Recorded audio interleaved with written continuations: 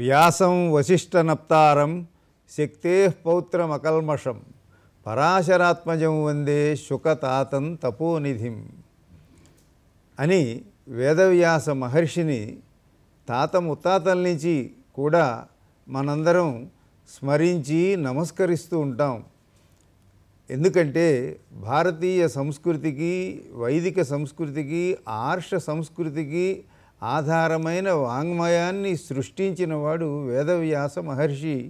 వేదాలు, ఉపనిషత్తులు, పురాణాలు, ఇతిహాసాలు ఇవన్నీ హిందూ సంస్కృతిలో ఒక ముఖ్యమైన భాగం. వీటి ద్వారా మనకు దేవతల కథలు, విశ్వం యొక్క రహస్యాలు, సృష్టి రహస్యాలు, ధార్మిక సూత్రాల విలువలు, సమాజానికి ఉపయోగపడే నైతిక విలువలు, మంచి చెడుల మధ్య తేడాలు మనకు తెలుస్తాయి. అంతేకాకుండా చారిత్రక, పౌరాణిక విషయాలు విజ్ఞానాన్ని, వినోదాన్ని, ఆనందాన్ని అందిస్తాయి. సర్వకాల సర్వావస్థలయందు ప్రాంతీయ భాషా భేదాలతో సంబంధం లేకుండా సమసమాజ స్థాపనకు పురాణేతిహాసాలు ఉపయోగపడుతున్నాయనడంలో సందేహం లేదు. వేదాల్లోనివే పురాణాలు. పురాణము అనగా పూర్వం జరిగింది, అయినా కొత్తగా ఉండేది, నిత్య నూతనంగా ఉండేది అని వచనం. 18 మహాపురాణాలు, 18 ఉపపురాణాలు, 2 ఇతిహాసాలు, రామాయణం, మహాభారతం మనకు అత్యంత పవిత్ర గ్రంథాలు. వేదవ్యాసుడు పురాణాల కర్త. ఈ గ్రంథాల్లోని అనేక విషయాలను నేటి సమకాలీన పరిస్థితులకు అనుగుణంగా అన్వయించుకుంటూ అందరికీ ఉపయోగపడే విధంగా ఈ కార్యక్రమాన్ని తీర్చిదిద్దడం జరిగింది. ప్రతి పురాణాన్ని 3 భాగాలుగా చెప్పడం జరుగుతుంది. ప్రతి భాగము గంట నిడివితో పురాణ విషయాలను, విశేషాలను చర్చించటం జరుగుతుంది. ఏ పురాణం యొక్క స్వరూప స్వభావాలు ఏమిటి, వాటిల్లో నుంచి మనకు కావలసినటువంటి శాస్త్ర విజ్ఞాన విషయాలు, అలాగే జీవన విధాన విశేషాలు, వీటిని తెలుసుకోవాలి అనే ఉద్దేశంతో ఈ రోజున మనం పెద్దలు బ్రహ్మశ్రీ చిర్రావూరి శివరామకృష్ణ శర్మ గారు ఇక్కడికి విచ్చేశారు స్టూడియోకి. వారు పురాణములలో 18 పురాణములలో ఒక పురాణమైనటువంటి లింగ పురాణము అనే దాని విశేషాలను మనకు తెలియజేయబోతూ ఉన్నారు. బ్రహ్మశ్రీ ఆచార్య డాక్టర్ చిర్రావూరి శివరామకృష్ణ శర్మ గారు. వారు 1951 సంవత్సరంలో జన్మించారు. అనంత పద్మనాభ శాస్త్రి గారు, సుబ్బలక్ష్మి గారు వారి తల్లిదండ్రులు 50 సంవత్సరాలుగా అధ్యాపనం చేస్తూ ఉన్నారు. అనేక కళాశాలల్లో అనేక విధాలుగా వారు ఈ అధ్యాపనం చేయటమే కాకుండా మరి వారు కృష్ణ యజుర్వేదం దాన్ని అధ్యయనం చేశారు. అలాగే తర్కము, వ్యాకరణము, మీమాంస ఇత్యాది శాస్త్రములన్నీ అధ్యయనం చేశారు. మన నిజమైనటువంటి చరిత్ర మన పురాణములలో ఎట్లా ఉన్నది అనే దాని మీద అనేకమైనటువంటి గ్రంథాలను వారు రచించారు. అనేకమైనటువంటి పురస్కారాలను వారు పొంది ఉన్నారు. మహాశయ శివరామకృష్ణ శర్మ గారికి స్వాగతం తెలియజేస్తూ, మన పురాణములలో లింగ పురాణం 11,000 శ్లోకాల పరిమితం కలిగినటువంటిది. దీంట్లో ఇది కొన్ని పురాణములు శివపురంగాను, కొన్ని పురాణాలు విష్ణుపరంగాను చెప్పబడటం, ఇవన్నీ మనకి 18 పురాణములలో విభాగములు ఉన్నాయి. ఈ లింగ పురాణం అనేటువంటి దాంట్లో మనకు తెలిసేటువంటి సమగ్రమైనటువంటి స్వరూపం ఏమి, దానిలో నుంచి మనకి విజ్ఞాన సంబంధంగా కానీ, అలాగే మన యొక్క జీవన విధానాన్ని తీర్చిదిద్దేటువంటి విశేషాలు కానీ, వీటిని మీ నుంచి తెలుసుకోవడం కోసం ప్రేక్షకులందరూ ఎదురు చూస్తూ ఉన్నారు. కాబట్టి మీరు లింగ పురాణం అనగానే ఈ శివలింగము, ఈశ్వరుడు ఇవన్నీ చూస్తాం మనం. అసలు లింగ పురాణం అనగానే లీనంగమైతి ఇతి లింగ అని. కాబట్టి పరమాణు రూపంలో మన అందరము ఇన్ని 84 లక్షల జీవరాశులు బయటికి వచ్చి మళ్ళీ అందరం ఆ లింగంలో కలిసిపోతాం కాబట్టి ఆ రూపం ఏర్పడింది, ఇవన్నీ చెబుతూ ఉంటారు. ఆ పురాణంలో ఉండేటువంటి విశేషాలని మీ నుంచి తెలుసుకోవాలని కోరుకుంటూ ఉన్నాం. కాబట్టి మీరు ఈ లింగ పురాణం యొక్క విశేషాలను మన దూరదర్శన్ సప్తగిరి ప్రేక్షకులందరికీ కూడా తెలియచేసి ఈ తరంలో ఉన్నటువంటి సందేహాలు అనుమానాలు, అపోహలు వీటినన్నింటినీ పోగొట్టవలసిందిగా ప్రార్థిస్తున్నాం. చాలా సంతోషం అండి. కనుక ఇప్పుడు ఈ పురాణ స్వరూపాన్ని కొంచెం తమరు వివరించండి. ముందు దూరదర్శిని ప్రేక్షకులకు నమస్కారం. లింగ పురాణం, దాని పేరులోనే శివలింగం పదం ఉంది. ఈ శివలింగం అది శివునికి సంబంధించింది కదా, కనుక ఈ శివలింగారాధన ఎలా ప్రారంభమైంది అనే విషయం దీంట్లో ఉంటుంది. అంతేకాకుండా మనకు యోగ విషయాలు కూడా ఈ గ్రంథంలో ఉన్నాయి. శివునికి సంబంధించినటువంటి పురాణాల్లో రెండు ప్రధానమైన మనకు కనబడతాయి. ఒకటి లింగ పురాణం, ఒకటి శివపురాణం. శివపురాణం విస్తృతంగా ఉంది, లింగ పురాణం సంక్షేపంగా ఉన్నది. శివపురాణంలో అనేక గాథలు ఉంటాయి శివునికి సంబంధించినవి. దీంట్లో కథల కంటే కూడా ఎక్కువ విశేషాలు ఉంటాయి. ఏం విశేషాలు ఉంటాయి? మన భారతదేశ చరిత్రకు సంబంధించిన కొన్ని విశేషాలు ఉంటాయి. అది విశేషం. మనకు చరిత్ర పుస్తకాల్లో ఏమని చెప్తారంటే క్రీస్తుపూర్వం 4వ శతాబ్దిలో హిందూ మతం బయలుదేరింది అంటారు. అంతకు ముందు హరప్పా సంస్కృతి ఉంది అంటారు. కానీ హరప్పా సంస్కృతిలో ఉండే విశేషాలు మనకి లింగ పురాణంలో కనపడతాయి. ఇది చారిత్రకమైన విషయం అన్నమాట.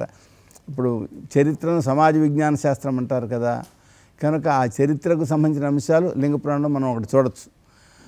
రెండవది, దీంట్లో యోగ సంబంధమైన విషయాలు ఎక్కువ కనపడతాయి. ఇంత మాత్రమే కాకుండా శివునికి సంబంధించిన అనేక విషయాలు, ఈ శివలింగానికి సంబంధించిన అనేక విషయాలు కూడా తెలుస్తాయి. శివలింగానికి సంబంధించిన అనేక విషయాలు ఇప్పుడు చెప్పుకోవాల్సిన అవసరం ఉంది. ఎందుకంటే కొందరు శివలింగం అంటే కొందరు అపార్థాలు చేయటం ఇలాంటివి ఆ మధ్య జరిగాయి. కనుక శివలింగం యొక్క తత్వం ఏమిటి అని. దీంట్లో ఇంకో విశేషం ఏంటంటే, పురాణ శైలిలో ఏ దేవతామూర్తి గురించి మనం చెప్తామో అదే గొప్పది, మిగిలినవి తక్కువ అని చెప్పడం కూడా ఉంటుంది. అది ఆ భక్తులకు ఏకాగ్రభావం కోసం. దీంట్లో మాత్రం ఇది లింగ పురాణమైనా అంటే శివుని గురించి చెప్పేదైనా శివకేశవులకు అభేదాన్ని కూడా చెప్తుంది. అదొకటి ప్రధాన అంశం. అంటే భేదభావం లేకుండా ఐకమత్యాన్ని కలిగించేటువంటిది కూడా ఇది. దీనికి అదో ప్రాధాన్యం ఉన్నది. ఈ లింగ పురాణంలో చాలా విశేషాలు ఉన్నాయి. ఒకటి కాదు, రెండు కాదు. అబ్బా ఇంత గొప్పది అని చెప్పాను. ఏదో హిమాలయం పక్కన నిలబడినప్పుడు అబ్బా ఎంత ఎత్తుగా ఉంది అని అనిపిస్తుందో అలాగా ఎన్ని విశేషాలు ఉన్నాయి దీంట్లో అని చెప్పని ఆశ్చర్యాన్ని కలిగించే అంశాలు దీంట్లో ఉన్నాయి. అవడం సంక్షేపమైంది. శివపురాణం కంటే సంక్షేపమైంది, కానీ విషయాలు మాత్రం అనేకం ఉన్నాయి. లింగ పురాణం సంక్షిప్తమైన అంటే 11,000 శ్లోకాలతో ఉన్నటువంటి లింగ పురాణం.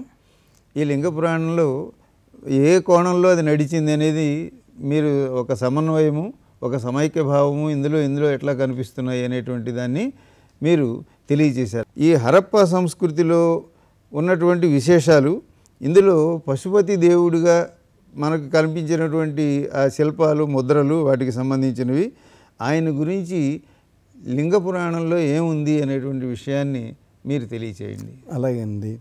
హరప్పా సంస్కృతిలో పశుపతి దేవుని ముద్రిక బాగా ప్రధానమైనటువంటిది. ఈ పశుపతి అనే పేరు కూడా ఇంగ్లీష్ వాళ్ళు పెట్టింది, కానీ శివునికి పశుపతి అనే పేరు ఉన్నది. ఈ పశుపతి దేవుని గురించి లింగ పురాణంలో ఉన్నది. చూడండి, బ్రహ్మాద్యా స్థావరాంతాశ్చ దేవదేవస్య ధీమత పశవ పరికీర్త్యంతే సంసారవశవర్తిన తేషాం పతిత్వాద్ భగవాన్ రుద్ర పశుపతి స్మృత. స్థూలంగా చూస్తే పశుపతి అంటే పశువులకు పతి అని అనిపిస్తుంది. ఎందుకంటే హరప్పా సంస్కృతిలో కూడా ఆ రుద్రుని అక్కడ వేసి, పశుపతిని అక్కడ వేసి చుట్టూ కొన్ని పశువులను కూడా చూపించాడు. దాంతో ఏదో పశుపతి అని వాళ్ళు పేరు పెట్టారు. కానీ పశుపతి అనే పదానికి అసలు అర్థం ఏమిటి, అది లింగ పురాణంలో మనకి చెప్పారు. బ్రహ్మ మొదలుకొని చెట్ల వరకు ఉండేటువంటి మొత్తం ఈ జీవరాశి అంతటికి కూడా పశువులు అని పేరు. ఎందుకని పశువులు అని పేరు? అదేం తిట్టు కాదు. మొత్తం ప్రాణులందరూ కూడా ఏ శరీరంలో ఉంటే ఆ శరీరం నేను అనుకుంటారు. శరీరం ఆత్మానం పశ్యంతి పశుర్మత అని ఈ శరీరం నేనే అనుకునేటువంటి స్థితిలో ఉంటారు. కనుక శరీరాన్ని నేను చూసేటువంటి వాళ్ళ పశువులు, వాళ్లకు పతి కనుక పశుపతి. అందుకని రుద్రునకు పశుపతి అనే పేరు వచ్చింది. ఏమండి, కనుక ఈయన దృఢమైనటువంటి భక్తి యోగంతో ఉపాసించాలి. ఉపాసించినట్లయితే ఆయన మన అనుగ్రహిస్తారు. ఆయనకు వాచికంగా అంటే ఆయన్ని పిలిచేటువంటి పేరేమిటి? ప్రణవం. మనకి ఇప్పుడు హరప్పా సంస్కృతికి ఈ లింగ పురాణానికి సంబంధం ఉంది అనుకున్నాం. ఇప్పుడు స్పష్టంగా కనపడుతుంది. నాకు 23 సంవత్సరాల వెనక ఈ పశుపతిదేవుని ముద్రగా చూసినప్పుడు వాళ్ళ దాంట్లో చెప్పారు, దీనికి 2 కొమ్ములు 3 తలలు ఉన్నాయి. నాకు అయోమయం అనిపించింది. ఇదేంటిది 2 కొమ్ములు 3 తలలు ఉన్నటువంటి దేవుడి పేరు ఎక్కడ మనం వినలేదు. ఇది వాళ్ళ ఈ మతం కాదు, ఇది వేరే మతం, వాళ్ళ మతం మనకి తెలియదు, వాళ్ళ మత విశేషాలు ఏం అవశేషాలు వదిలి వెళ్ళలేదు అని రాశారు. దాంట్లో చరిత్ర పుస్తకాల తరతరాల భారత చరిత్ర అనే పుస్తకంలో రాశారు ఆవిడ. అది నేను చూశాను. ఇదేమిటో వేరే అనుకున్నాను. భూతద్దం పెట్టి దాంట్లో చూస్తూ నెల్లాళ్ళు చూస్తే నాకు కనపడింది ఏంటి, దాని పక్కన దేవనాగరి ప్రణవం కనపడింది. ఆ పశుపతి దేవుని ముద్రిక పక్కన దేవనాగరి ప్రణవం కనపడింది ఒకటి. ఇంకా జాగ్రత్తగా చూస్తే కేవలం ఆ ముద్రికలో 22 విశేషాలు కనపడ్డాయి ఒకే ముద్రికలో. ఆ తర్వాత ఇంకా చూస్తే 88 అవశేషాలు కనపడ్డాయి. అప్పుడు నేను రాశాను హరప్పా సంస్కృతిలో వైదిక సంస్కృతి అని వ్యాసం రాశాను అప్పట్లో. ఇప్పుడు ప్రధానంగా ఈ ప్రణవం చూడండి, ఆ దేవదేవునకు ప్రణవం వాచకము అని ఇక్కడ చెప్పారు. వాచికం భజనం ధీరా ప్రణవాది జపం విదు. ఆయన్ని సేవించడం ఏంటంటే ప్రణవాదులు జపం చేయడం, ప్రణవము పంచాక్షరీల వాటితో జపం చేయడం. కానీ ప్రణవో వాచకస్య శివస్య పరమాత్మనః. ఇక్కడ 2 విశేషాలు ఉన్నాయి. సరిగ్గా పశుపతి దేవుని ముద్రిక పక్కన ప్రణవం ఉంది ఒకటి. ఈ పశుపతి దేవుని యొక్క పైనుంచి ప్రణవం పైకి వస్తున్నట్టుగా అర్ధప్రణవం ఉంది. మనకు శివపురాణంలో ఈ మాట రాశాడు, పరమేశ్వరు నుండి ప్రణవం పైకి వచ్చింది అని రాశాడు. ఇప్పుడు సరిగ్గా పశుపతి దేవుని పైన అర్ధప్రణవం అని రాశారు. ఈ అర్ధప్రణవాన్నే వాళ్ళు కొమ్ములు అని రాశారు చరిత్ర పుస్తకాల్లో. అవి కొమ్ములు కావు. కొమ్ములైతే ఇక్కడో కొమ్ము వస్తుంది, ఇక్కడో కొమ్ము వస్తుంది. ఈ కొమ్ము కలిసి ఉండవు కదా. ప్రణవం అయితే ఇలా కలిసి ఉంటుంది, ఆయనలో నుంచి వచ్చే ప్రణవం.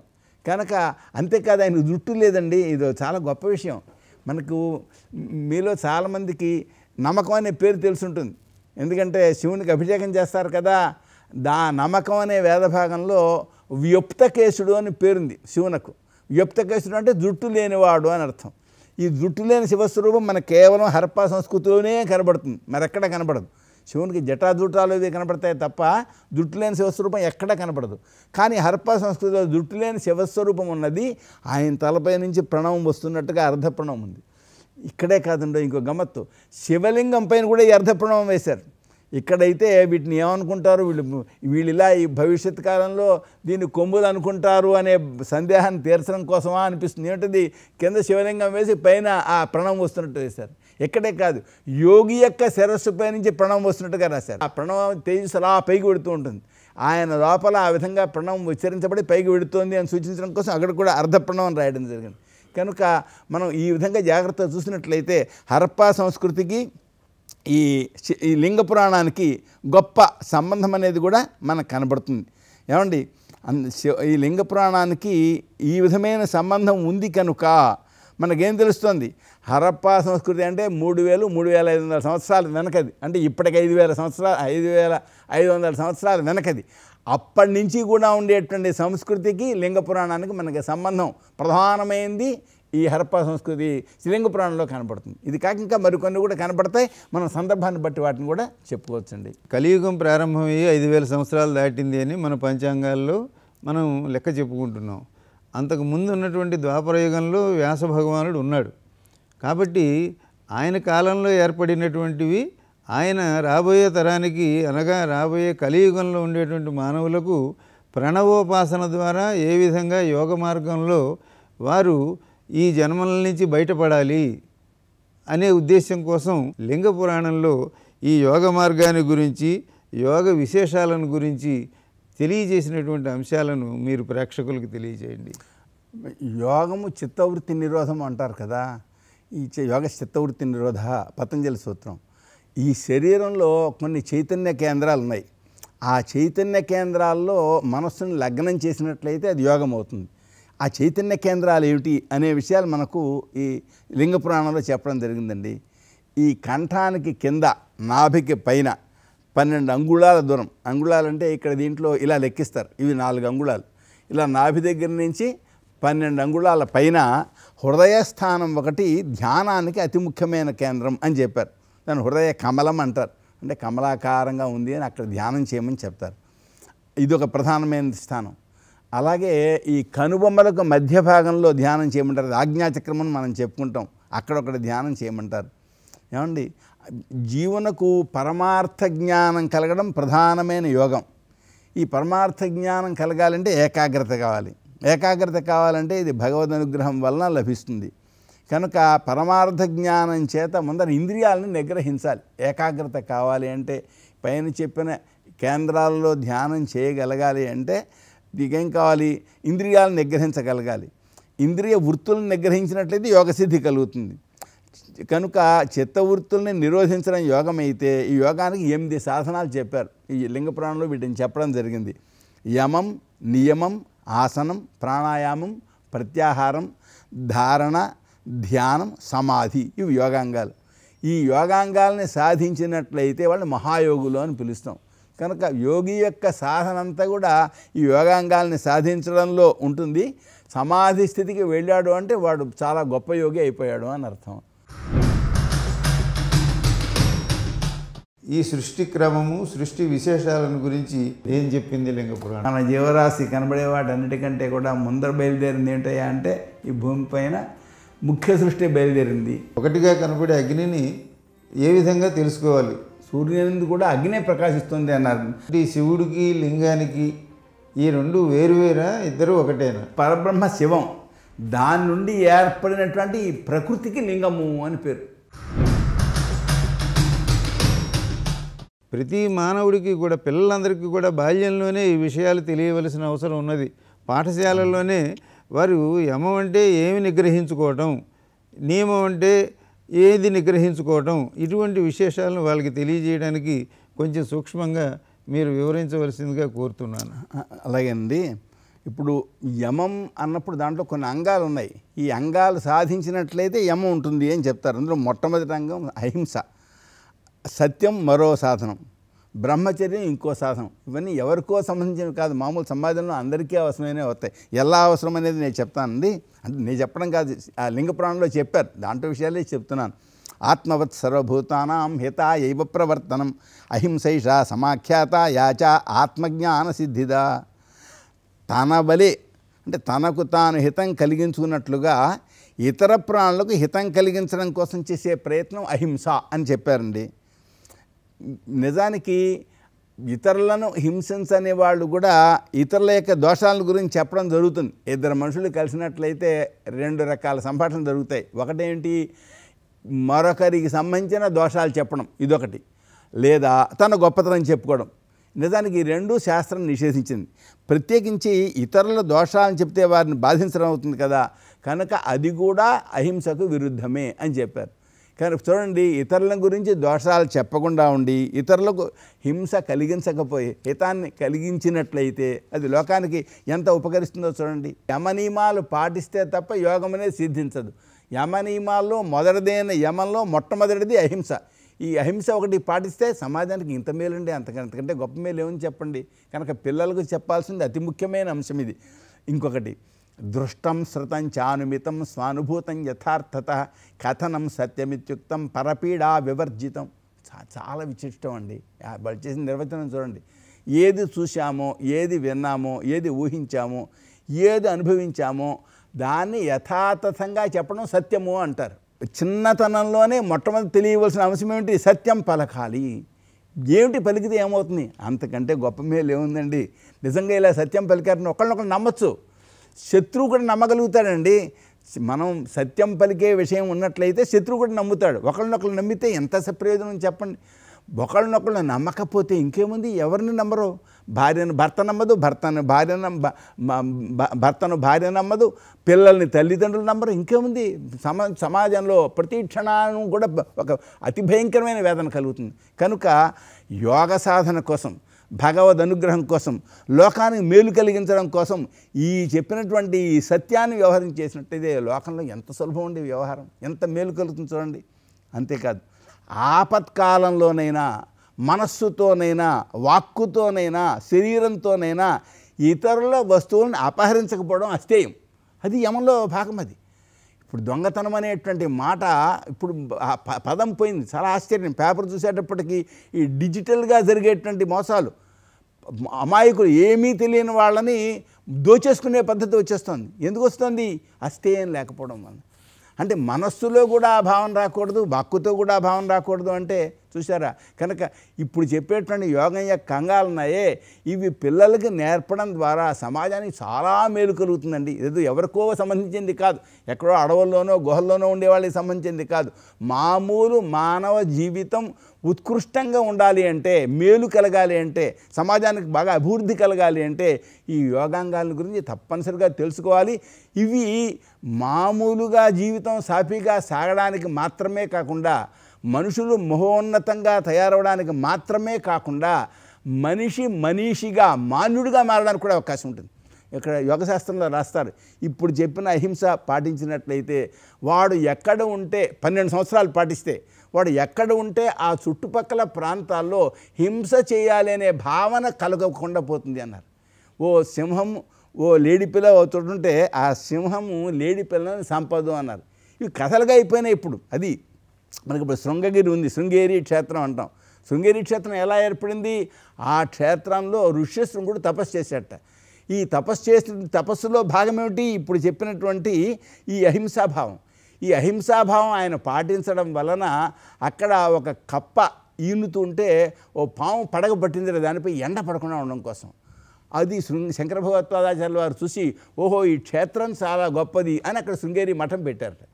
చూడండి, అంటే యోగశాస్త్రంలో చెప్పారు ఆ మాట, అక్కడ శృంగేరి క్షేత్రంలో నిజమైంది, అందుకోసం ఆ క్షేత్రాన్ని తీశారు. ఇక్కడ విచిత్రమైన అంశం ఏంటంటే, ఎప్పటి ఋష్యశృంగుడు రామాయణ కాలం నాటివాడు, ఎప్పటి శంకరాచార్యుల వారు ఈయన కలియుగానికి సంబంధించిన వారు, ఆయన తపస్సు చేసిన చోట ఆయన అటువంటి అహింసను పాటించడం వలన శంకర భగవత్పాదాచార్యుల వారి కాలం వరకు ఆ ప్రభావం అలా ఉంది.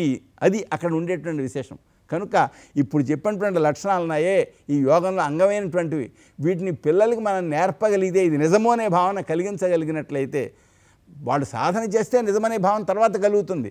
అసలు ఇది ఒకటి మనకు ఉన్నది, దీని ద్వారా ఇంత అద్భుతాలు సాధించవచ్చు అనే భావన కలిగించగలిగితే సమాజానికి చాలా మేలు కలుగుతుంది. వాళ్ళు మహామాన్యులు అవుతారు, మహాపురుషులు అవుతారు. మనస్సు చేత కానీ, వాక్కు చేత కానీ, శరీరం చేత కానీ మరి మైథున ప్రవృత్తి లేకపోవడం, దీని బ్రహ్మచర్యము అంటారు.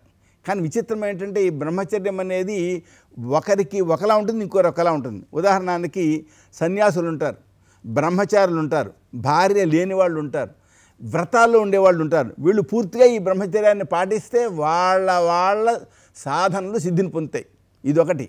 ఇప్పుడు అందరికీ సంబంధించిన అంశం చెప్తాను. సమాజంలో గృహస్థులు ఉన్నారు కదా, గృహస్థులు తమ భార్య యందు తప్ప ఇతర స్త్రీల విషయంలో త్రికరణ శుద్ధిగా, అంటే మనస్సు చేత కానీ, వాక్కు చేత కానీ, శరీరం చేత కానీ ఈ సాంసారిక భావన, అంటే వాళ్ళ యందు ఈ వ్యామోహ భావన లేకుండా ఉంటే అది బ్రహ్మచర్యము అని. చూడండి, ఇది ఒక్కటి పాటించగలిగినట్లయితే ఎన్నో సమస్యలు తీరిపోతాయి. వృత్తిలో తనకు లభించిన డబ్బుతో తృప్తిని పొందడం, ఈ ఒక్క గుణం ఉంటే ప్రపంచంలో ఎవరికి లోటు ఉంటుందండి? ఇప్పుడు ఒకడు కొన్ని కోట్లు సంపాదించాడు, ఇంకా కోట్లు సంపాదించాలి అనుకుని అతడు ప్రయత్నం చేస్తుంటే ఒకడు తిండికి ఇబ్బంది పడిపోతున్నాడు. ఇప్పుడు తనకు సరిపడిన దాంతో తాను తృప్తిని పొందినట్లయితే లేనివాడికి ఆ ఇబ్బంది ఉండదు కదా. కనుక లేనివాడికి తిండికి లోటు ఏర్పడడం, ఉన్నవాడు కోట్లు సంపాదించిన తర్వాత అది వదిలి వెళ్ళిపోవడం. ఇక్కడ చిత్రం ఏంటంటే, వాడు కొన్ని కోట్ల, వేల కోట్లు, లక్షల కోట్లు సంపాదించాడండి, వెంట పట్టుకెడతాడా? ₹1 పట్టుకెళ్ళి అన్నీ వదిలి వెళ్ళిపోతాడు, దాన్ని మళ్ళీ ఇంకెవరో దోచుకుంటారు. కనుక ఈ తృప్తి, సంతుష్టి అని అన్నారు. ఇది కూడా సంతృప్తి అనేది, ఇది కూడా మనకు యోగంలో ఒక భాగం. కనుక ఈ యోగంలో ఉండేటువంటి అంశాలు పిల్లలకి నేర్పగలిగినట్లయితే సమాజానికి చాలా మేలు కలుగుతుంది అని చెప్పని నాకు అనిపిస్తోందండి. ఇంకో విశేషం ఏంటంటే, ఈ యోగానికి ఇక్కడ ఏ రకమైన వివక్ష లేదు.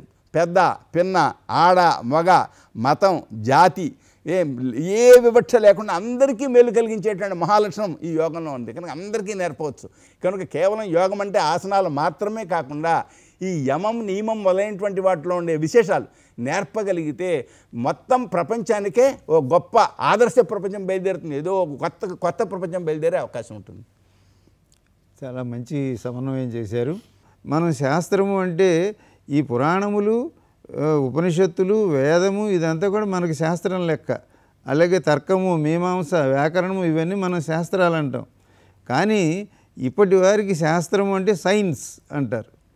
కాబట్టి ఇది సైన్స్లో ఉందా, ఇది సైన్స్ చెప్పిందా అని అనటం, కాబట్టి లేదు కాబట్టి ఇది మేము నమ్మం, ఇట్లా మాట్లాడుతూ ఉండటం అనేది ఒక ప్రభావం వారిపైన మనం భారతదేశంలో ఇతర సంస్కృతుల యొక్క ప్రభావం చేత అందరూ అటువంటి ఆలోచనలు ఉన్నారు కనుక సైన్స్కి సంబంధించినటువంటి విశేషాలు ఏమన్నా లింగ పురాణంలో మీరు అన్వయించి చెప్పగలరా అనేటువంటి విషయాన్ని సూచించగలరా అనేదాన్ని మీరు ప్రేక్షకులకి తెలియజేయండి. ఓ విషయం మనవి చేస్తానండి. సృష్టికర్త సృష్టి చేసే కాలాన్ని పగలు అని చెప్తారు. సృష్టికర్త ప్రళయం చేసేటువంటి కాలాన్ని దాన్ని రాత్రి అంటారు. అంటే ప్రళయకాలంలో చీకటి తప్ప ఇంకేమీ ఉండదు. సృష్టి కాలంలో వెలుతురే ఉంటుంది, ఇక చీకటి అనేది ఉండదు. ఇది సృష్టికర్త కాలానికి సంబంధించి అన్వయిస్తుంది. మనం రాత్రి పగలు అంటాం, కానీ మనకు రాత్రి అయింది మరో చోట పగలవుతుంది, మరో చోట పగలైంది మనకు రాత్రి అవుతుంది. అంటే ఈ పగలు రాత్రి అనేవి మనం సూర్యోదయ సూర్యాస్తమయాల ద్వారా ఏర్పడుతున్నాయని చెప్తాం, కానీ సూర్యునికి ఉదయం నిజంగా లేదు, రాత్రి నిజంగా లేవు. ఈ విషయాన్ని లింగ పురాణం చెప్పింది. సైన్స్ సత్యమే కదా, కానీ ఇలాంటి సైన్స్ సత్యాలు కూడా మనకు ఉంది. కేవలం భూభ్రమణం వలన రాత్రింపగళ్ళు కనబడుతున్నాయే తప్ప ఇవి అర్ధ సత్యాలు, మన కనబడ్డాన్ని బట్టి చెప్పుకుంటున్నాం, కానీ పూర్తి నిజం కాదు ఇవి. దివా సృష్టిం వికురుతే రజన్యాం ప్రళయం విభు ఔపచారికమస్యైతౌ అహోరాత్రన్న విద్యతే. ఈ స్పష్టంగా ఈ మాట చెప్పాడు. ప్రభు సృష్టికర్త ఆయన పగటి వేళ సృష్టి చేస్తాడు, ఎందుకని అప్పుడు వెలుతురే ఉంటుంది కనుక. రాత్రి వేళ ప్రళయం చేస్తాడు, అప్పుడు వెలుతురు ఉండదు, కేవలం చీకటే. కానీ మనకు ఈ వ్యవహారం నిజం కాదు, ఇది కేవలం ఔపచారికం. అంటే లక్షణావృత్తి చెప్పేది. అంటే ఊరికే మనకు చీకటి కనబడుతోంది కనుక చీకటి అంటున్నాం, పగలు కనబడుతోంది కనుక పగలు అంటున్నాం. ఇది మన కనబడ్డాన్ని బట్టి చెప్తున్నాను తప్ప ఈ సూర్యునికి ఉదయాస్తమయాలు లేవు కనుక ఇది నిజం కాదు. ఈ విషయం చెప్పాను. ఇది సైన్స్ సత్యమే కదా. ఇలాంటి సైన్స్ సత్యాలు మరికొన్ని కూడా ఉన్నాయి. ఇప్పుడు చూడండి, కాలాన్ని లెక్కిస్తాం మనం. ఈ కాలాన్ని ఎప్పటి నుంచి లెక్కిస్తున్నాం అంటే మినిట్ దగ్గర నుంచి లెక్కిస్తున్నాం. కానీ పూర్వం కనురెప్పపాటుల దగ్గర నుంచి కాలం లెక్క పెట్టేవారండి. నిమేషము అంటారు, అంటే కనురెప్పపాటు కాలం అన్నమాట. ఇలాంటి 15 కనురెప్పపాటుల కాలాన్ని కాష్ఠవ అంటారు. 30 కాష్ఠలు కలిసినట్లయితే ఒక కళ, 30 కళలు అయినట్లయితే ఒక ముహూర్తం. ముహూర్తం అంటే 48 నిమిషాలు మన వాడుకలో. 15 ముహూర్తాలు ఒక పగలు, 15 ముహూర్తాలు ఒక రాత్రి, 15 రోజులు ఒక పక్షం, 2 పక్షాలు ఒక నెల, 12 నెలలు ఒక సంవత్సరం. ఇలాగ కనురెప్పపాటు దగ్గర నుంచి సంవత్సరం వరకే కాదండి, ఆ పైన చాలా పెద్ద కాలం లెక్కించారు, చాలా ఆశ్చర్యకరమైన కాలం లెక్కించారు. అయితే ఇప్పుడు చెప్తే నిజానికి ఏదో ఆశ్చర్యం అనుకుంటారు. ఇది కోట్ల సంవత్సరాల వరకు కాలాన్ని వాళ్ళు లెక్కించి చూపించారు. మన్వంతరాలు, మరి యుగాలు ఇలాంటి పేర్లతోటి. సరే, అవి కొత్తగా కనబడతాయి కానీ వాటి గురించి చెప్పట్లా. కానీ కనురెప్పపాటు దగ్గర నుంచి కోట్ల సంవత్సరాల వరకు లెక్కించవలసి వచ్చింది. ఎందుకు లెక్కించవలసి వచ్చింది? మనకు ఎలా అయితే కాలం ఉందో సృష్టికర్తకు కూడా అటువంటి కాలం ఉన్నది కనుక ఆ సృష్టికర్త కాలం వరకు లెక్కించడం జరిగింది. దాన్ని పరార్ధము అంటారు. సృష్టికర్త కాలం పరార్ధం అంటే ఆయన జీవితంలో సగభాగం. ఇప్పుడు వాళ్ళ లెక్క ప్రకారం, అంటే ఈ లింగ పురాణం మొదలైన జ్యోతిష్ శాస్త్రాలకు సంబంధించిన గ్రంథాల్లో లెక్కించిన కాల ప్రకారం బ్రహ్మదేవుని కంటే సృష్టికర్తకు 50 సంవత్సరాలు అయ్యాయి. అంటే ఒక పరార్థమైంది. ఇప్పుడు రెండవ పరార్థంలో ప్రవేశించారు అని చెప్తారు. కనుక కాలగణన అనేది అతి సూక్ష్మంగా ప్రారంభమై అతి విస్తృతంగా సాగింది. ఇది మరి అయితే అంత విస్తృతమైనటువంటి కాలం ప్రస్తుతం సైన్స్కి అందుబాటులో ఉండట్లేదు కనుక దాని గురించి ప్రస్తుతం చెప్పడం మానేశాం. అయితే సైన్స్కి అందుబాటులో ప్రస్తుతం ఉండట్లేదు కనుక అనే మాట ఎందుకంటున్నాం అంటే, పూర్వం వీళ్ళు ఏమైనా లెక్క పెట్టేవారు, సృష్టికి క్రీస్తుకు పూర్వం 4004వ సంవత్సరంలో సృష్టి ప్రారంభమైంది అని చెప్పుకునేవారు పాశ్చాత్య లెక్క ప్రకారం. అది ఇప్పుడు 13 బిలియన్ల కాలం వరకు వెళ్ళింది. అంటే సైన్స్ ఇంకా సూక్ష్మంగా వెళుతుంటే కాలం పెరిగింది. కానీ మన దాంట్లో అంతకంటే విస్తృతమైన కాలం చెప్పారు. ఎక్కడ చెప్పారు? లింగ పురాణంలో కాదు, వేదంలోనే చెప్పారు. వేదంలోనే 100 దగ్గర నుంచి ప్రారంభించి, 1 దగ్గర నుంచి ప్రారంభించి పరార్థం వరకు ఉండేటువంటి కాలాన్ని చెప్పడం జరిగింది. అది వేదంలో మంత్రంలో ఉన్నది. ఓం శతాయ స్వాహ, సహస్రాయ స్వాహ, ఆయుతాయ స్వాహ, నియుతాయ స్వాహ అని అప్పటి వరకు కాలాన్ని లెక్కించడం జరిగింది. కనుక అంటే అతి విస్తృతమైన కాలగణన అనేది మనకు లింగ పురాణంలో కనపడుతుంది. అది కూడా సైన్స్కి సంబంధించిన సత్యమే. పురాణాలు అర్ధవాదములు అనేదానికి అంటే సగమే చెబుతాయని, ఒకదాన్ని ఒక రకంగా చెబుతాయని, ఇట్లా చిత్ర విచిత్రమైన వ్యాఖ్యానాలని వాళ్ళందరూ వాళ్ళని మెచ్చుకోవడం కోసం కొంతమంది అట్లా చెబుతూ ఉంటారు. కాబట్టి అది అర్థవాదములు అనే విషయానికి ఆంతర్యం ఏమిటో కొంచెం చెప్పండి. ఇప్పుడు ఈ అర్థవాదము అనే పదం మీమాంసా శాస్త్రానికి సంబంధించిందండి. అర్థవాదము అనే మాటకు ఏదైనా ఒకానొక విధివాక్యం ఉంటే దాన్ని ప్రశంసించేటువంటి పదాలు కొన్ని ఉంటాయి. ఆ ప్రశంసించే పదాలు వేదంలోనూ ఉన్నాయి. ఈ ప్రశంసా వాక్యాలు ఎందుకోసం అంటే మనస్సు తదేకంగా చేసే పనిపై లగ్నం కావడం కోసం. ఉదాహరణకి ఇప్పుడు రామాయణ కావ్యం ఉందండి. ఈ రామాయణ కావ్యం చదివినట్లయితే ఈ ఫలాలు వస్తాయని చివరి చెప్తారు. దాన్ని అర్థవాద అంటారు. ఈ అర్థవాద ప్రశంస చదివితే మనం రామాయణం చదవాలి అని బుద్ధి పుడుతుంది. కనుక మనకి బుద్ధిని కలిగించడం కోసం ప్రరోచకం అంటే మనకు మరింత రుచి కలిగించేటువంటి వాక్యాలు అర్థవాద వాక్యాలు. అంతే తప్ప అవి అసత్యాలు కావు. అవి ప్రశంసా వాక్యాలు, అదొకటి. అలాగే నిందావాక్యాలు ఉంటాయి, వాటిని కూడా అర్థవాదాలు అంటారు. నిందావాక్యాలు అంటే ఈ పని చేసినట్లయితే ఇంత మహాదోషము, ఇంత నష్టపోతావు అని చెప్తారు. ఈ నష్టపోవడమా అనే మాట కంటే ఆ పని చేయకూడదు అని చెప్పడంలో దాని యొక్క తాత్పర్యం. అది అబద్ధాలు అనేటువంటి మాట కాదు, అది అసత్యం అనేటువంటి మాట కాదు. ఎందుకంటే యథాతథంగా తీసుకోవడం వేరు. ఇప్పుడు నేను చెప్పాను ఇది పరార్థం వరకు అంకెలు ఉన్నాయి వేదంలో అని. ఇప్పుడు చూడండి, ప్రస్తుతం మనం చెప్పుకునేటువంటి చరిత్రకు పూర్తి విరుద్ధమైన అంశం ఒకటి చెప్తాను. ఇది సత్యం. ఏమిటి ఆ సత్యం? ఆర్యభటుడు సున్న కనుగొన్నాడు అని మనకి పుస్తకాల్లో కనపడుతుంది. ఆర్యభటుడు క్రీస్తు తర్వాత 4వ శతాబ్ది వాడు అని సుమారుగా చెప్తారు. కానీ ఆర్యభటుని కంటే ముందర ఖమ్ అనే పేరుతో సున్న ఉంది. బృహత్ పరాశర హోరాశాస్త్రంలో ఉంది, సూర్య సిద్ధాంతంలో ఉన్నది ఖమ్ అనే పేరుతో సున్న. అంతకంటే ముందర ఈ కృష్ణ యజుర్వేదంలో ఇప్పుడే చెప్పాను పరార్థం వరకు అంకెలు ఉన్నాయని. పరార్థం వరకు ఉండేటువంటి అంకెలు సున్న లేకుండా ఎలా అవుతాయి చెప్పండి? ఒకటి, ఋగ్వేదంలో ఖమ్ అనే పదం ఉంది. అక్కడ ఏమని రాశారంటే ఓ మంత్రంలో సున్నను వ్యాపింపచేయి, ఖమ్ అనే పదం వాడి దీన్ని వ్యాపింపచేయి, వాణిజ్యాన్ని పెంచు అన్నారు. అంటే సున్న వ్యాపించినట్లయితే గణితం పెరుగుతుంది, గణితం పెరిగితే వాణిజ్యం విస్తృతి పొందుతుంది, గణితం పెరగకపోతే వాణిజ్యం పెరగదు. అంటే మన సంస్కృతిలో ఋగ్వేదాన్ని నుండి కూడా సున్న ఉంటే, గణితం ఉంటే, సున్న క్రీస్తు తర్వాత 4వ శతాబ్దంలో ఆర్యభట్టుడు కనుగొన్నాడు అని చెప్పడం ఏంటి? పూర్తి విరుద్ధం. కనుక మన సంస్కృతికి సంబంధించిన విశిష్టమైన విషయాలను మనం అధ్యయనం చేయకపోతే, వాటిని అర్థవాదంలోని పక్కకు పెట్టేస్తే ఏమవుతుంది? మనం ఎంతో కోల్పోయిన వాళ్ళం అవుతాం. సత్యాలని పక్కన పెట్టుకుని మనం నష్టపోయిన వాళ్ళం అవుతాం. అందుకోసం సున్న చరిత్రను ప్రత్యేకించి రాయాల్సి వచ్చింది, ఈ విషయాల్ని కూడా క్రోడీకరిస్తూ. ఏమండి? కనుక ఇవి అర్థవాదనే మాటకు అది అసత్యాలనే అర్థం కాదు. ఏ విధివాక్యాలు అయితే ఉంటాయో, అంటే ఇప్పుడు సత్యం పలుకుమని ఉంటుంది. ఈ సత్యం పలికితే ఇంత గొప్ప విశేషం ఉంది అని హరిశ్చంద్రుని కథ చూపిస్తారు. అది అర్థవాదం అంటే. దాని అర్థం అది ప్రశంసించేటువంటి మాటలు, సత్యాన్ని పలుకు అనే విషయాన్ని మనసులోకి ఎక్కించడం కోసం చెప్పే మాటలు, అంతే తప్ప అవి అసత్యాలు కావు. ఆ అర్థవాదంలో కూడా మనం ఇప్పుడు పరిశీలించినట్లయితే, ఇప్పుడు చూడండి, గణితానికి మూలమైనటువంటి సున్నా అనే వ్యాప్తి ఋగ్వేదం దగ్గర నుంచి ఉంది అని తెలిసినట్లయితే మనకేం కలుగుతుంది? అంతకు ముందుండేటువంటి గణిత శాస్త్రానికి సంబంధించిన విశేషాలను గ్రహించగలుగుతాం. నేను ఇప్పుడు ఒక ఆధారం ద్వారా ఇంకో విషయం కూడా ఈ సమయంలో చెప్తాను. స్వీడన్బర్గ్ అనేటువంటి ఆయన ఏమని చెప్పారు? సులభ సూత్రాలలో ఉండేటువంటి గణిత పద్ధతుల ద్వారా ఏమండి ఈజిప్ట్ బాబిలోనియన్ సంస్కృతుల్లో గణిత శాస్త్రం అభివృద్ధి పొందింది అని చెప్పారు ఆయన. చూడండి ఎంత గమ్మత్తైన అంశము. సులభ సూత్రం అంటే ఏమిటిది? యజ్ఞవేదికలను నిర్మాణం చేసేటువంటి సూత్రం.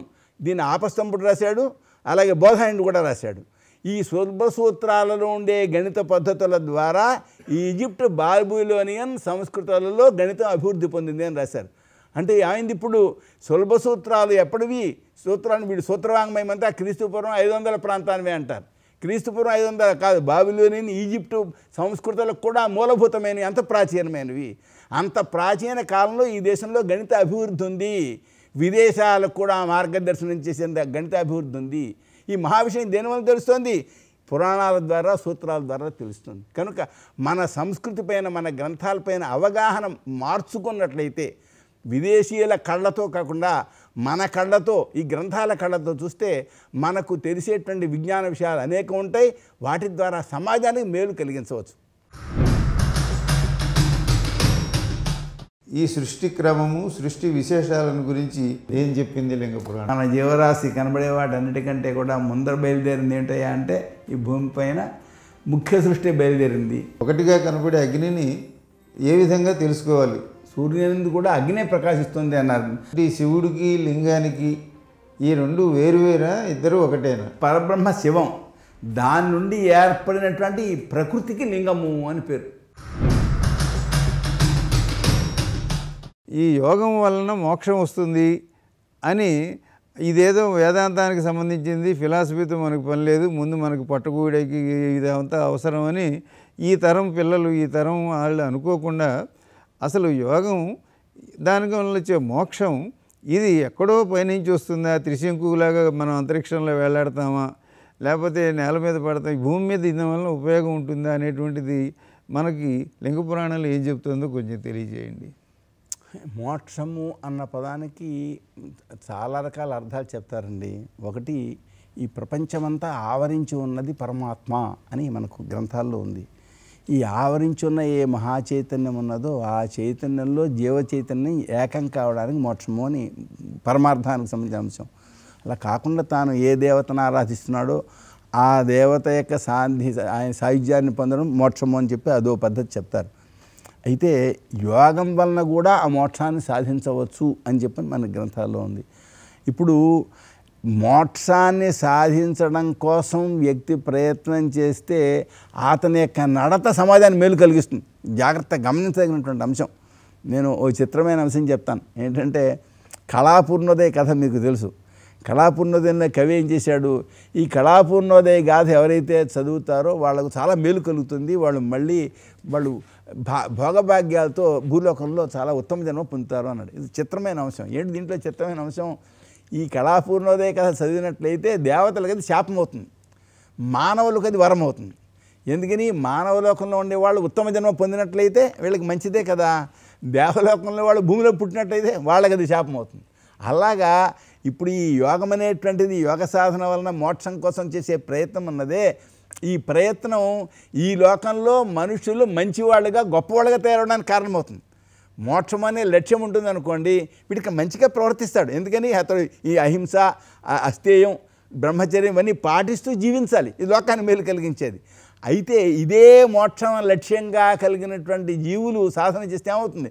భగవద్ అనుగ్రహం పొంది ఆ పరమార్థాన్ని పొందుతారు. కనుక ఈ మోక్షం అనేది ఇది కేవలం ఎవరికో సంబంధించిందే కాదు. మోక్షం అనే లక్ష్యం మామూలు మనుషుడు, అట్టడుగున ఉన్న మనుషుడు లక్ష్యంగా పెట్టుకుంటే వాడు ఉదాత్తుడైన మనుషుడిగా మారతాడు. వాడి సాధనలో చాలా ఉత్తమ స్థితి వస్తుంది. వాడికి తర్వాత మా పరమఫలం పొందించడం అనేది అది ఇంకో అంశం. కనుక ఈ మోక్షం అనే లక్ష్యం యోగం ద్వారా సాధించవచ్చు అని ఇక్కడ ఇచ్చారు, మనకి లింగ పురాణంలో ఇచ్చారు. ఇది ఎవరికో సంబంధించింది మాత్రమే కాదు, మొత్తం ప్రాణి మాత్రం, మానవ మాతృడు ఈ లక్ష్యం పెట్టుకుని దానికోసం సాధన చేస్తూ జీవనం కూడా సాగిస్తే అతని జీవితం ఉదాత్తంగా సాగడమే కాకుండా వాడు చుట్టూ ఉండేటువంటి సమాజానికి కూడా చాలా మేలు అవుతుంది. మోక్షం లక్ష్యం కాకుండా ఈ లోకంలో లక్ష్యాలు కొందరు పెట్టుకుంటారు. నేను జీవితంలో డబ్బు సంపాదించడం ముఖ్యం అనుకున్నాడు అనుకోండి, ధర్మార్థ కామ మోక్షాలు నేను 4 గంటల్లో అర్థం ప్రధానము అనుకుంటాడు. బట్ ఏదో కొన్ని వేల కోట్లు లక్షల కోట్లు సంపాదిస్తారు. అలా సంపాదించే వాళ్ళు ప్రపంచంలోనే చాలా గొప్ప ధనవంతుని అంటున్నారు. ఇంత సంపాదించిన తర్వాత ఆ పైన ఏమిటి వాళ్ళు మనకి నీతి చెప్తారు, ఇలా డబ్బే ప్రధానంగా అనుకోవడం అనేది అంత మంచిది కాదు, దానివల్ల సుఖం కలగదు అని వాళ్ళు అప్పు చెప్తున్నారు నీతి. ఇది మన ప్రాచీనులు చెప్పారు. జీవితంలో ధర్మం, అర్థం, కామం, మోక్షం 4 పురుషార్థాల కోసం వ్యక్తి ప్రయత్నించాలి, అందులో ఒకదాని కోసం కాదు అని. ఒకడు కామం కోసమే జీవించాడు అనుకోండి, ఏమవుతుంది? వాడి వలన వాడికి నష్టం ఏర్పడుతుంది, సమాజానికి కూడా హాని ఏర్పడుతుంది. అది మనకు రామాయణంలో చెప్పారు, కామార్థత కల్వపి నప్రశస్త. కేవలం కామం కోసం జీవించడం సమాజానికి మేలు కలిగించదు, వాడికి మేలు కలిగించదు. కనుక మోక్షం అనే లక్ష్యం పెట్టుకుని వ్యక్తి ప్రవర్తించగలిగినట్లయితే ఇక్కడ మంచి జీవితం సాధించగలుగుతాడు, సమాజానికి కూడా మేలు అవుతుంది. వాడి సాధన బాగా ఉంటే ఆ పైన భగవద్ అనుగ్రహం వల్ల వాడికి మోక్షం కూడా సిద్ధించవచ్చు. అంటే ఇన్ని అణువులుగా విభజించబడినటువంటి ఇన్ని ప్రాణులు కూడా మళ్ళీ ఒక చోటకి చేరుకుని ఒక శివలింగ రూపాన్ని పొందుతాయి అనేది వారు అందులో మనకి ఒక అర్థమయ్యే ఒక ఉదాహరణగా చెప్పారు. అదృష్టం ఏంటంటే మనకి గడిచిన శతాబ్దిలో కూడా ఇటువంటి సాధన చేసి సిద్ధి పొందిన వాళ్ళు ఉన్నారు. ఇప్పుడు మోక్షం అనేది అదేదో కేవలం నమ్మకంగా వస్తుందో రాదో అని సందేహించవలసిన అవసరం లేదంటే రామకృష్ణ పరమహంస ఉన్నారు, మరి రమణ మహర్షి ఉన్నారు, మరి అలాగే కామకొండ పరమాచార్య స్వామి వారు ఉన్నారు. ఇలాంటి మహాసిద్ధ పురుషులు వాళ్ళు జీవన్ముక్తులుగా ఉన్నవాళ్ళు మనకు ఉన్నారు కనుక అది కేవలం మనం నమ్మకంగా మాత్రమే అనుకోక్కర్లేదు. అయితే అది కొందరికి ఆ సిద్ధి ఉంటుంది. కాకపోయినా మామూలు మనుషుడు కూడా అదో లక్ష్యంగా పెట్టుకు మంచిగా జీవిస్తే వ్యక్తికి మేలవుతుంది, సమాజానికి కూడా మేలవుతుంది. లింగ పురాణంలో ఈ ప్రపంచంలో, ఈ సృష్టిలో, విశ్వంలో ఇన్ని తత్వాలు ఉంటాయి, ఉండవచ్చు, ఉంటాయి అనే విషయాన్ని ఏమైనా ప్రస్తావించారా? అదేమైనా చెప్పగలరా? చాలా చిత్రంగా చెప్పారండి. అంటే మనుషులు మొదలుకొని అంటే మానవాదుల యొక్క శరీరాలు మొదలుకొని చుట్టూ ఉండేటువంటి మొత్తం ప్రపంచానికి సంబంధించిన వరకు వాళ్ళ తత్వాలు లెక్కబెట్టి చెప్పారు. ఇది ప్రపంచంలో ఉన్న తత్వం అని. మానవ శరీరం తీసుకుంటే శరీరంలో కర్మేంద్రియాలు ఉన్నాయి, పనిచేసే ఇంద్రియాలు. నోరు మాట్లాడుతుంది, చేతులు పనిచేస్తాయి, కాళ్ళు నడుస్తాయి ఇలాగా. అలాగే జ్ఞానేంద్రియాలు, ఇంకా కళ్ళు చూస్తాయి, చెవులు వింటాయి, ఇలా జ్ఞానానికి సంబంధించిన ఇంద్రియాలు. అలాగే లోపల అంతఃకరణం, మనస్సు. ఇవి శరీరంలో ఉండేటువంటివి. శరీరంలో ఉంటూ బయట ప్రపంచంలో ఉండే ఉన్నాయి పంచభూతాలు: నేల, నీరు, అలాగే వాయువు, అగ్ని, ఆకాశం. ఇవి 5 భూతాలు. వీటికి పైన మూలభూతమైన పదార్థాన్ని మహత్తత్వము అని ఒక తత్వం వాళ్ళు చెప్పారు. మహత్తత్వానికి పైన అహంకారం అని మరో తత్వం చెప్పారు. ఇంతేకాదు మన చుట్టూ ఉండే పంచభూతాలు ఉన్నాయి కదా, ఈ పంచభూతాలకు సూక్ష్మమైన రూపాలు ఉన్నాయి అని చెప్పారు. ఆ సూక్ష్మ రూపాలు ఏమిటి అంటే శబ్ద, స్పర్శ, రూప, రస, గంధాలు. మొదట ఈ సూక్ష్మ రూపాలు ఉన్నాయి. వాటిని పంచీకరణం చేస్తే ఓదాంటో ఒకటి కలిపినట్లయితే అప్పుడు స్థూల పంచభూతాలు ఏర్పడ్డాయి అని చెప్పారు. ఏమండి వీటికంటే పైన అవ్యక్తమనే తత్వం చెప్పారు. అవ్యక్తం అంటే మూల ప్రకృతి. మన చుట్టూ ఉండే ప్రపంచానికి మూలభూతమైన ప్రకృతి అవ్యక్తం. అలాగే జీవుడు, ఈశ్వరుడు, ఇలాగా మొత్తం 26 తత్వాలని చెప్పడం జరిగింది. 26లో ప్రపంచంలో ఉండే అన్ని అంశాలు కూడా చేరతాయి. ఈ 26 తత్వాలు చెప్పడం ఎందుకంటే లోపల ఉండే చైతన్యం, జీవ చైతన్యం, చుట్టూ ఉండే ప్రకృతి, వీటికంటే భేదం ఉంది, రెండింటికి భేదం ఉంది అనే విషయాన్ని గుర్తించడం కోసం చెప్పారు. సూర్యుని చుట్టూ కిరణాలు ఎక్కువ కనపడతాయి కదండి. ఈ కిరణాలు లేకుండా సూర్యుడు కనపడడం, అగ్ని చుట్టూ కిరణాలు కనపడడం, సూర్యుని చుట్టూ ఇలా కిరణాలు ఉంటాయో అలాగే అగ్ని చుట్టూ కనపడడం, సూర్యుడు కనపడకపోవడం, ఇదొకటి మృత్యు సూచన అని చెప్పడం జరిగింది. సరే, మీరు చెప్పారు కదా, అరుంధతిని చూడలేకపోవడం, అలాగే ధ్రువ నక్షత్రాన్ని చూడలేకపోవడం, అది కూడా అదొక సూచన అని చెప్పడం జరిగింది. అలాగే ఈ ఆకాశ గంగా అంటాం, పెద్ద ఆకాశ గంగా మార్గం కనబడకపోవడం, ఇది కూడా ఒక సూచన అని చెప్పారు. ఏమండి ఇది ఈ విధంగా చేయకపోతే సంవత్సరం లోపల మృత్యు వచ్చే అవకాశం ఉంది, ఒక సూచన. కనుక ఈ మృత్యు సూచన కనబడిన వాడు తాను చేయవలసిన పనులు ముందర చేసి సిద్ధంగా ఉండగలగాలన్నాడు, భయపడడం కాకుండా. ఏమండి అదే సాధకుడైనట్లయితే మనసును భగవన్మయం చేసుకొని చేయాలి. అలాగే మలమూత్రాలు, బంగారం, వెండి, ఏమండి ఇవి కక్కుకున్నట్టుగా కలరావడం, లేదా అటువంటి పదార్థాలు నిజంగా మెడుగునప్పుడుగా కక్కుకోవడం, ఒకప్పుడు అలాంటి పరిస్థితి ఉంటుంది. అంటే వ్యవస్థ దెబ్బతినేసింది అనమాట. పెద్ద పేగు, చిన్న పేగు ఉండేటువంటి వ్యవస్థ చేసే పనులు ఏవైతే ఉన్నాయో అవి దెబ్బతినేసింది. అది కూడా మృత్యు సూచనము. ఈ విధంగా జరిగినప్పుడు వాడు 10 నెలల కంటే జీవించడు అని అన్నారు. అలాగే చుట్టూ ఉండేటువంటి చెట్లు వాటి రంగుతో కాకుండా బంగారు రంగుతో కనపడడం. ఇలా ఆకాశం వైపు చూసినట్లయితే అక్కడ నగరాలు, ఆశ్చర్యకరమైన నగరాలు కనపడతాయి, అటువంటి గంధర్వ నగరాలు అని చెప్పి అంటారు, అవి కనపడడం. లేదా ప్రేతాలు, పిశాచాలు కంటికి కనపడడం. అంటే మామూలుగా అయితే ప్రేతాలకి రూపం లేదు, పిశాచాలు మామూలు రూపంతో కనబడవు, కానీ అవి కూడా కంటికి కనబడతాయట. ఇది చాలా చిత్రమైన విషయం అండి. ఈ విధంగా కనబడినట్లయితే 9 నెలలు జీవిస్తారు అన్నారు. విచిత్రం ఏంటంటే మన సంస్కృతిలో దేవతలు కూడా మన కంటికి కనబడేటువంటి పరిస్థితులు చెప్పారండి, విధానాలు చెప్పారు. కళ్ళలో దేవతలు కనబడే విధానం చెప్పారు, మిలుగుగా ఉన్నప్పుడు దేవతలను చూడేటువంటి పద్ధతి కూడా, అది కూడా చెప్పారు. ఇప్పుడు ఇంతకీ పిశాచాలు, ప్రేతాలు మన ప్రయత్నం లేకుండా కనబడ్డాయి అంటే 9 నెలలు జీవిస్తాడు అని అన్నారు. ఒక మనిషి లావుగా ఉంటాడు, వాడు హఠాత్తుగా సన్నబడిపోవడం. ఒకడు సన్నగా ఉంటాడు, హఠాత్తుగా లావైపోవడం. చాలా మంచివాడు చాలా దుర్మార్గుగా మారిపోవడం. ఇలాగ పెద్ద మార్పు లేఖనకు వచ్చినట్లయితే వాడు 8 నెలల లోపల మరణించే అవకాశం ఉంది అని. అలాగే ఇప్పుడు ధూళి ఇలా వెడుతూ ఉంటుందండి. ఆ ధూళి వెడుతున్నప్పుడు ఆ నేల మీద పడుతుంది కదా, ధూళిలో కాలు వేస్తాడు, పాదం వేస్తాడు, అక్కడ ముద్ర పడదట ధూళిలో. అలాగే తడిగా ఉన్న నేలలో అడుగు వేస్తే అక్కడ ముద్ర పడదట, లేదా అక్కడ ఖండితమైపోయిన తెగిపోయినట్టుగా కనపడుతుంటారు, అది కూడా మృత్యువుకి సూచన, రాబోయేటువంటి సూచన.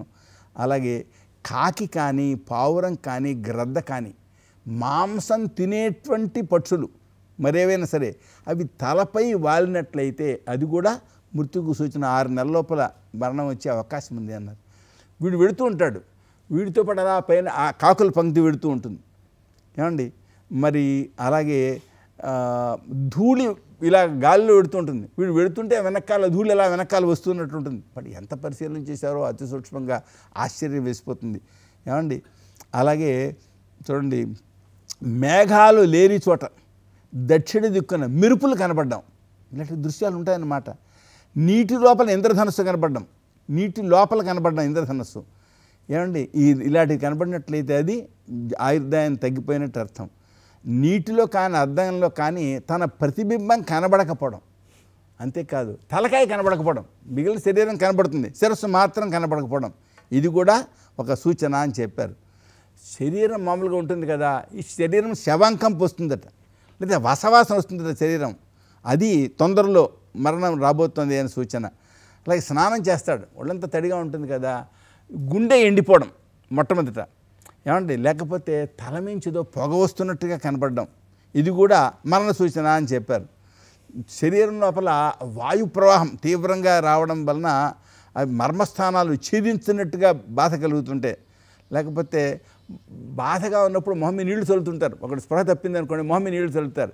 ఇలాగ చల్లటి నీళ్లు తాకినా కూడా వాడికి ప్రసన్నత కలక్కపోతే అది కూడా మరణ సూచన అని చెప్పారు. అంతేకాదు కళ్ళలో ఎలుగుబంటులతో కోతులతో రథమెక్కి, అంటే ఏదో వాహనం ఎక్కి దక్షిణ దిక్కుగా వెడుతున్నట్టుగా పాడుతూ వెడుతున్నట్టుగా కల వచ్చినట్లయితే అదొక సూచన అన్నారు. నల్లటి వస్త్రం ధరించిన నల్లటి స్త్రీ పాడుతూ దక్షిణం వైపుగా తనను తీసుకెళ్ళినట్టుగా కనబడితే అది కూడా మృత్యుకు సూచన అని చెప్పారు. ఇలాగ ఎన్నో చెప్పారు, ఒకటి కాదు రెండు కాదు. రామాయణంలో వాల్మీకి మహర్షి త్రిజటా స్వప్నంలో చెప్పారు. ఈ లింగ పురాణాదుల్లో నుంచి వారు త్రిజటకు ఇటువంటి కళ వచ్చిందని, ఆ కళలో ఈ రథాలు లాక్కలు గాడిదలు ఎక్కడం, రావణాసురుడు, అలాగే నల్లని వస్త్రాలు ధరించడం, ఇవన్నీ అందులో చెప్పారు. కాబట్టి ఇవన్నీ మన మనోవికారాలని, దాన్ని బట్టి మన ఆరోగ్యం దెబ్బతినే లక్షణాన్ని తెలియజేస్తాయి అనేటువంటిది పురాణాలు మనకి 34 శ్లోకాలు చెప్పారు, అంత విస్తృతంగా చెప్పారు ఇక్కడ.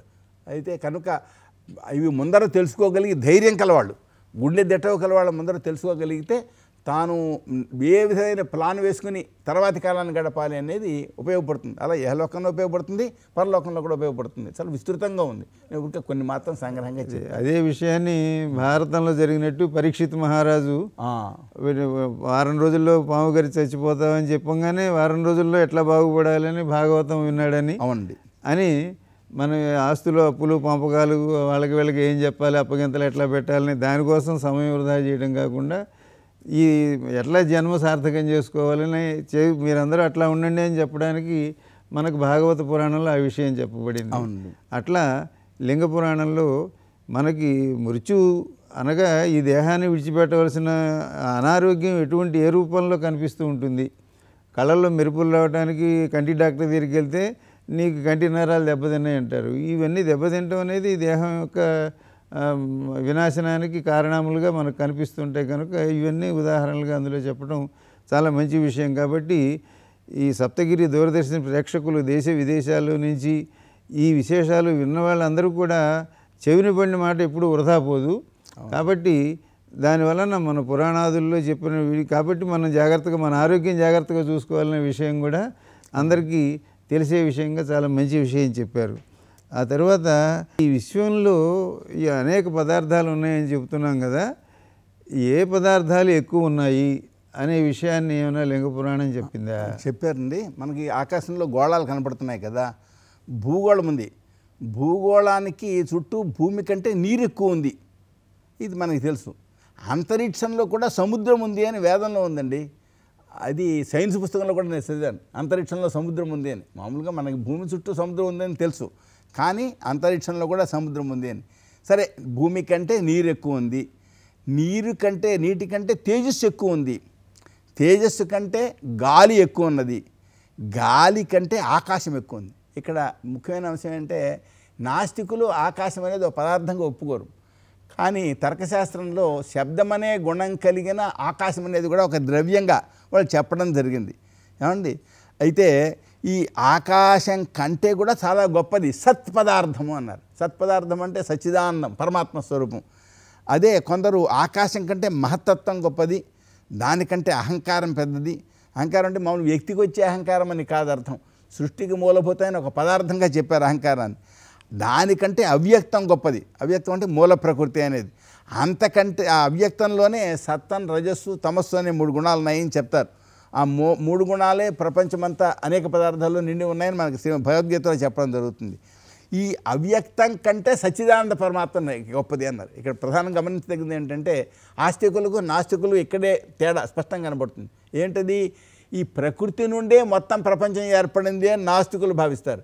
ప్రకృతి కంటే పెద్దది సచ్చిదానంద పరమాత్మ, అదే చైతన్యం, అది మనలో ఉంది అనేది అది సూపర్ న్యాచురల్ పవర్ అని అటువంటి ఆ భాషలో చెప్తారు.